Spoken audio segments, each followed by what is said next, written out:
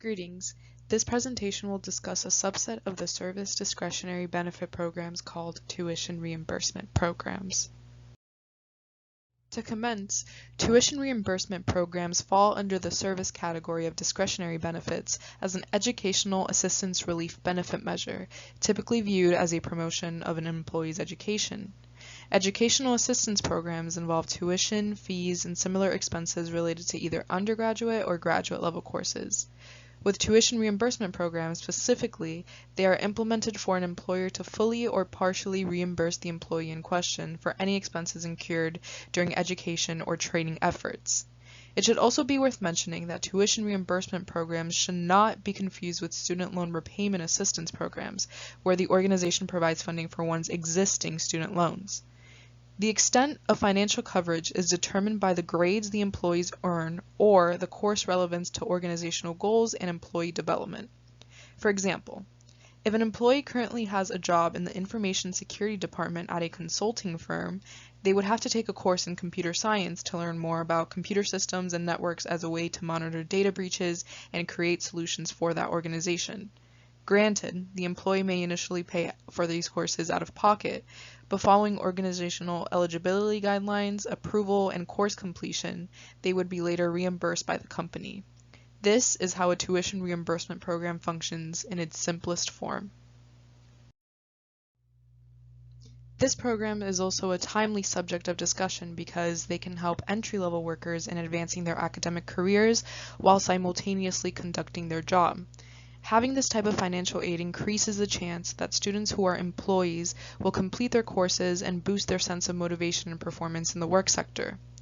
Furthermore, in times of need, this program also allows an opening for relief. When examining the current COVID-19 pandemic, several efforts have been conducted to combat recession factors that have workers debating terminating their employment or their education based on affordability. The Walt Disney Company, for one, also works with Guild Education to prepay tuition for employees at certain institutions in their Disney Aspire initiative to include deducted tuition rates and transfer openings. In addressing the impact of tuition reimbursement programs, employers are also faced with the prospect of fulfilling these costs and delivering these benefits to employees. Employees must also complete the requirements and meet organizational demands such as a GPA minimum to continue receiving reimbursements. Furthermore, third-party institutions like the aforementioned Guild Education are impacted by these decisions as they establish reimbursement programs under the condition that courses are approved and subsidized by the employer. It's particularly important to mention that a notable finding conducted by the Society for Human Resource Management's 2019 Employee Benefits Survey found that 8% of the polled 2,763 HR specialists worked at companies that offered tuition repayment benefits, only having a 4% increase from its previous year. This statistic needs additional improvement. Thus, it would be useful to recruit and retain top talent through organizations placing a strong emphasis on the importance of a long-term investment towards employee financial health and security.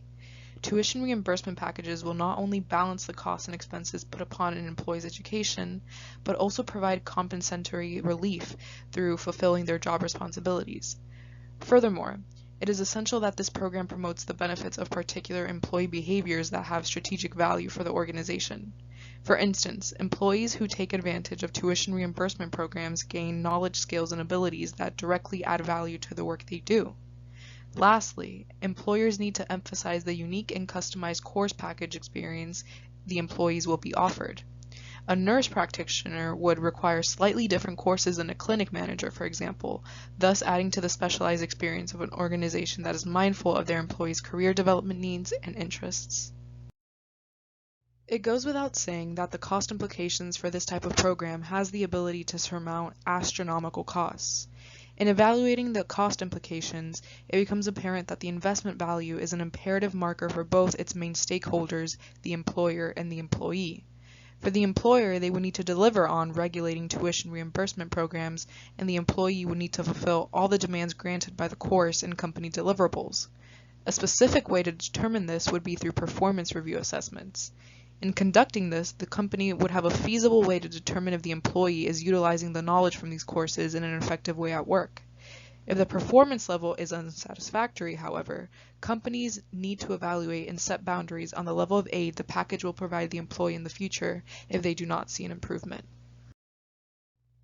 The compliance and legality issues in question would address taxability consequences.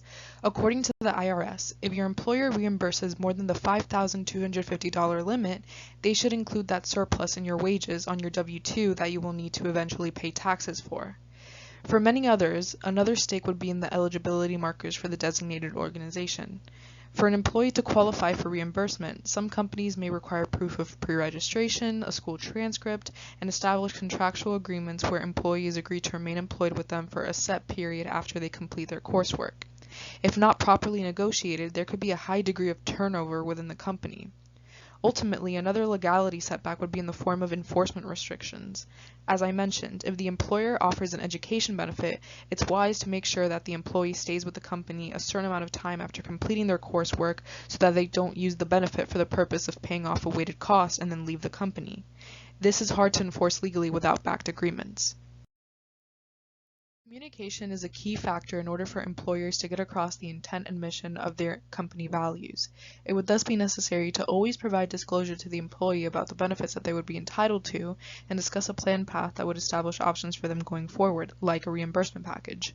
Furthermore, making the policy as simplistic to follow along and understand for entry-level and young employees who aren't experienced to the prospect of insurance claims and reimbursements is key if the employer would like their workforce to develop clarity on what they're signing off on. Creating a digital medium such as a newsletter or a website also allows a concrete place where employees can refer to regarding the benefits they possess.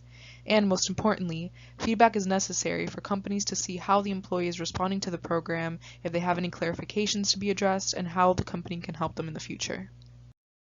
This concludes the presentation. Thank you for watching.